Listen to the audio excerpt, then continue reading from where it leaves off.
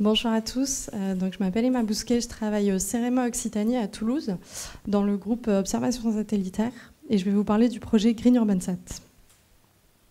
Donc le contexte, on essaye depuis quelques années de passer de l'image de gauche à l'image de droite, donc de villes assez grises, tristes et puis très imperméabilisées à des villes un peu plus agréables et notamment avec beaucoup de végétation, puisque la végétation urbaine est connue pour atténuer les impacts du changement climatique. Donc la végétation urbaine fournit de nombreux services écosystémiques qui sont assez difficilement quantifiables. Donc voilà, il y a le projet des hommes et des arbres qui est sur la région Grand Est, qui a pour vocation d'étudier ces services écosystémiques, et notamment 5 principaux services qui ont été choisis, qui sont la régulation du climat local, le maintien de la qualité de l'air, les bénéfices socioculturels, la régulation de la circulation de l'eau et le maintien des continuités écologiques. Et donc nous, on s'intéresse à une plus petite partie de ce projet qui s'appelle Green UrbanSat et qui a pour vocation de cartographier la végétation urbaine pour pouvoir ensuite étudier les services écosystémiques, donc d'où le lien avec la santé. À l'époque où le projet a commencé, ce qui existait au niveau cartographie de la végétation urbaine, c'était pas très précis. Donc on avait soit des cartes précises mais locales, donc issues de mesures terrain notamment, ou des cartes grande échelle basées sur le satellite, mais qui sont assez grossières, soit en termes de précision spatiale, donc notamment avec Sentinel-2 qui est à 10 mètres de résolution, donc c'est pas satisfaisant pour l'urbain. Ou en termes de nomenclature. Donc souvent, on a juste végétation haute et basse. Donc ça, c'est pareil, c'est pas suffisant. Donc nous, on a proposé de développer une méthodologie qui soit réplicable de cartographie fine de la végétation urbaine qui serait basée sur l'imagerie satellitaire très haute résolution Pléiade. Donc quelques mots et quelques chiffres sur le projet Green UrbanSat. Donc il est labellisé et financé par le SCO. Il est aussi labellisé par le pôle fibre énergie vie et le booster RIN-Espace. Il a duré 2 ans, d'avril 2022 à avril 2024. Donc là, il vient de se terminer. On est en cours de finalisation des livrables. Au niveau budget, c'est 360 000 €, dont à peu près la moitié du SCO et la moitié de financement propre, plus un petit financement du projet des hommes et des arbres, donc Banque des territoires et OFB. Et tout ça a financé un CDD de 21 mois à temps plein sur le projet. Donc c'était Mathilde Segaud. Voilà, et les partenaires, donc le SCO, le CEREMA, donc le pôle satellitaire où je travaille, et aussi le groupe Milieu Urbain à Nancy, le laboratoire Image Ville Environnement de l'Université de Strasbourg, la société Terranis et la métropole du Grand Nancy. Donc pour vous parler un petit peu des données d'entrée qu'on a utilisées, donc c'est de l'imagerie Pléiade très haute résolution, vous connaissez tous, multitemporelle, donc on a pris des données à différentes saisons pour pouvoir étudier le côté temporel justement, et multi-angulaire, donc pour pouvoir avoir un modèle numérique de surface. On a aussi utilisé des données auxiliaires, qu'elles soient locales, nationales ou globales, pour la validation. Au niveau du référentiel, donc ça c'est un référentiel qui a été développé par le CEREMA de Nancy, donc l'équipe milieu urbain. Donc il se base sur une matrice à double entrée qui définit d'abord les structures végétalisées. Donc on découpe la végétation en strates verticales d'abord. Donc on a la strate arborée, la strate arbusive et la strate herbacée, et puis une strate mixte. Et puis ensuite on va un petit peu plus loin dans la définition au niveau horizontal cette fois. Donc on va caractériser par exemple pour les ligneux, les isolés, des alignements et des boisements. Et puis en parallèle, on va définir les milieux, donc c'est les paysages dans lesquels s'inscrit la végétation.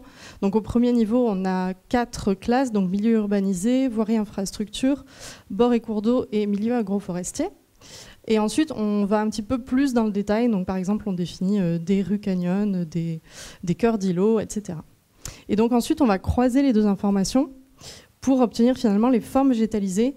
Et ça vient du principe qu'une même structure végétale dans différents paysages n'offre pas les mêmes services écosystémiques. Par exemple, un arbre isolé, s'il est en bord de voirie ou s'il est en cœur d'îlot, il ne fournit pas du tout les mêmes services écosystémiques. Donc voilà un petit peu la philo.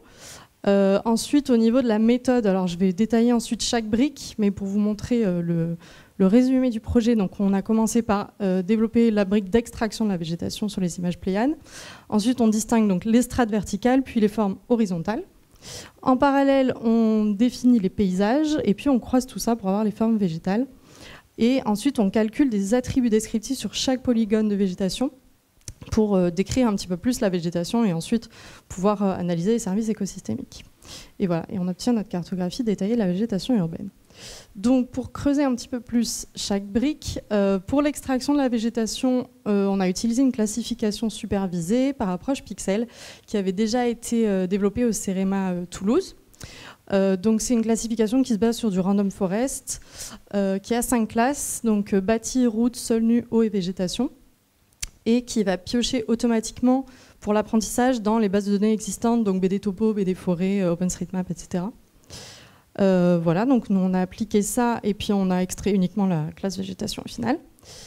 Ensuite, pour la partie strate verticale, donc la deuxième étape, alors on a un petit peu revu le référentiel à la baisse, c'est-à-dire qu'on n'a pris que 3 strates, il y avait aussi la strate mixte dans le référentiel idéal. Donc nous, on va juste détecter arboré, arbustif et herbacé.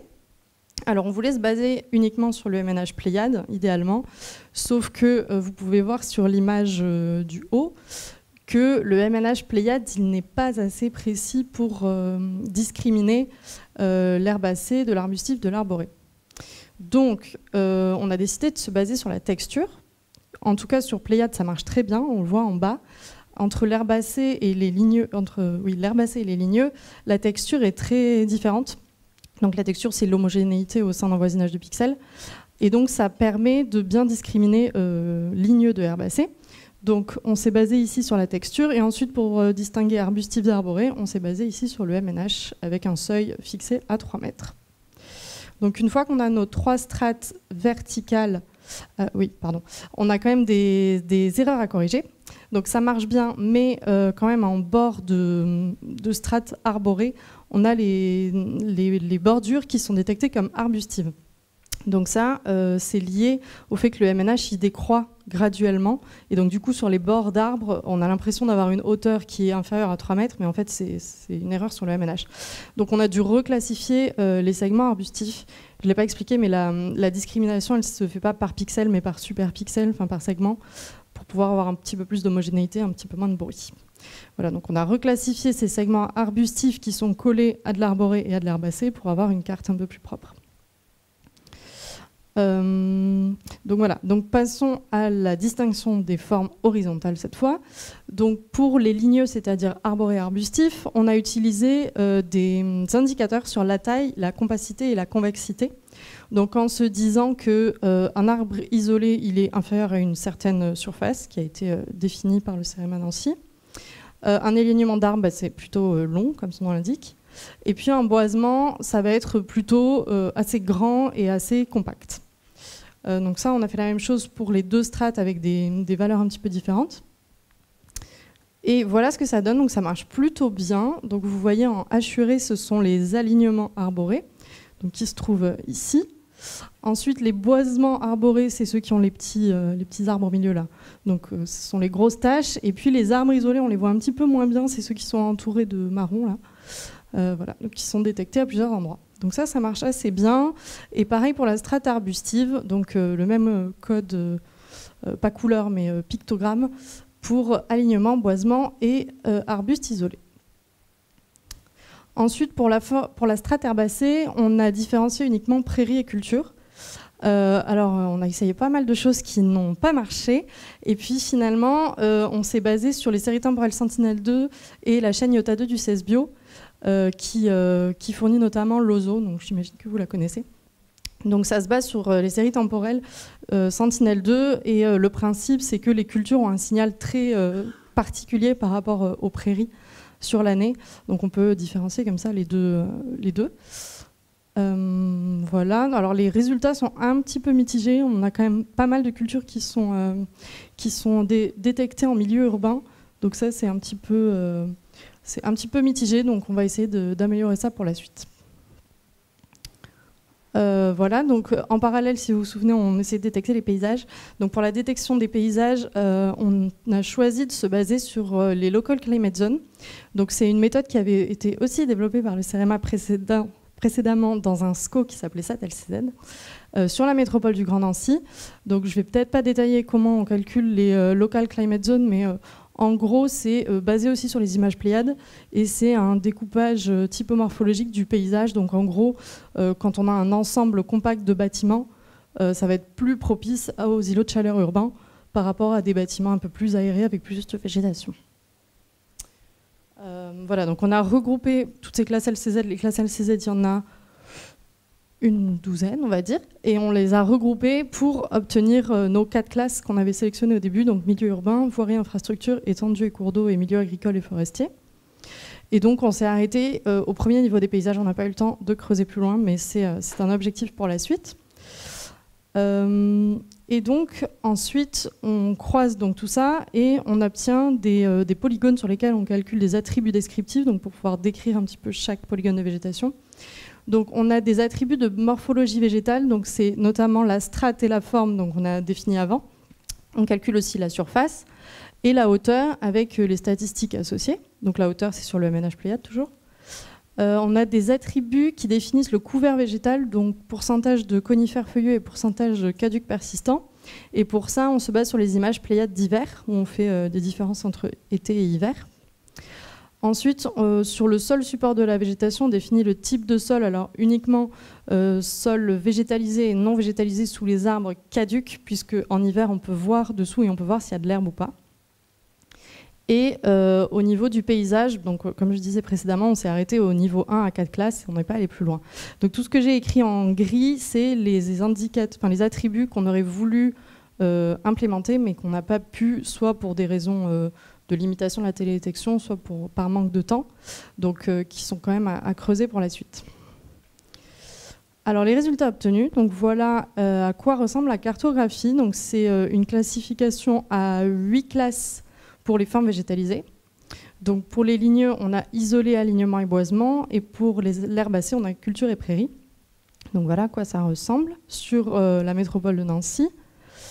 Et en fait, on a aussi donc, les attributs descriptifs, donc c'est tous ceux que j'ai présentés précédemment, qui apparaissent dans le tableau. Et puis si vous cliquez sur un polygone, et ben, vous aurez tous ces attributs descriptifs qui seront renseignés. Donc forme, paysage, surface, hauteur, etc. Voilà, donc pour parler un petit peu du démonstrateur, donc la société Terranis produit le démonstrateur qui s'appelle Green City, donc sur la métropole de Nancy, le territoire d'études. Donc cette plateforme permet donc d'afficher les résultats que je vous ai montrés précédemment, mais avec différentes échelles, différents niveaux de lecture, et ensuite de les exploiter avec des dashboards où on peut vraiment par maille, que ce soit îlot morphologique urbain ou iris ou par maille hexagonale, faire des analyses selon ce qu'on cherche. Donc ça, c'est un outil qui est vraiment très très bien apprécié par les collectivités. On l'a vu lors de la réunion de restitution, comme c'est un outil qui est très visuel et on peut faire beaucoup d'analyses, ça marche très bien, ça va très vite, on peut passer d'une fenêtre à l'autre. C'est vraiment très bien accueilli par les collectivités, donc ça c'est un bon outil pour communiquer notamment. Et donc à part ça, le code sera est déjà disponible sur le GitHub du CEREMA et le rapport de fin de projet sera disponible sur CEREMADoc prochainement. Il me reste un peu de temps ou pas ? Ok. Donc on a aussi comparé pour la validation, on a comparé par rapport à ce qui existait déjà, donc notamment les Street Tree Layer et High Resolution Layer de Copernicus. Donc qui sont, le Street Tree Layer est produit à partir d'images satellitaires de 2 à 4 mètres de résolution et les HRL à partir de Sentinel-2, donc 10 mètres. Donc on voit ici forcément les gros pixels des HRL. Bon, bah, c'est logique que ça détecte moins de choses que GUS. Le Street Tree Layer détecte aussi un peu moins de choses. Et puis surtout, il y a beaucoup moins de niveau de détail. Donc on a quand même une forte avancée par rapport à l'existant. Alors on voulait aussi comparer à l'ECSGE et à COSIA, qui est quand même le produit qui va faire référence sur la France de l'IGN. Mais malheureusement, sur Nancy, il n'est pas encore disponible. Donc voilà, on ne l'a pas comparé. Mais c'est sûr que ça apportera forcément des choses. Au niveau des limites, donc, comme vous l'avez vu, le référentiel idéal qui avait été fourni au début n'a pas pu être atteint complètement. On a dû regrouper des classes pour la praticité de la méthode, la faisabilité. Voilà. Donc on a constaté la limite du MNS Pléiade. Donc on a dû privilégier la texture sur la hauteur. Alors ça, c'est pareil, ça pourrait être amélioré si on a du lidar HD, par exemple. On pourra se baser uniquement sur la hauteur. Ou si on a un MNH plus précis, par exemple avec Pléiade Neo. On avait fait des tests avec Pléiade Neo et le MNH était quand même beaucoup plus précis et fonctionnait beaucoup mieux pour les strates. On détecte un petit peu trop de végétation, mais on préfère trop en détecter que pas assez. Mais bon, ça, c'est quand même à améliorer. Et puis, la méthode, elle n'est pas 100% automatique. Donc, le but, c'est quand même qu'elle soit réplicable ailleurs. Mais pour l'instant, il y a quand même besoin qu'il y ait un opérateur externe qui ait des bonnes connaissances en géomatique et en codage pour choisir les valeurs, les ratios et adapter le code. Donc, c'est le point d'en dessous. C'est le point encore en dessous. Pour la réplicabilité, on va faire une V2 là pour optimiser la méthode, les résultats, le code et puis faciliter donc la réplicabilité. On va avoir une alternance qui va commencer en septembre qui va nous permettre d'améliorer un petit peu tout ça et d'aller plus loin. Et voilà, j'ai terminé. Merci beaucoup.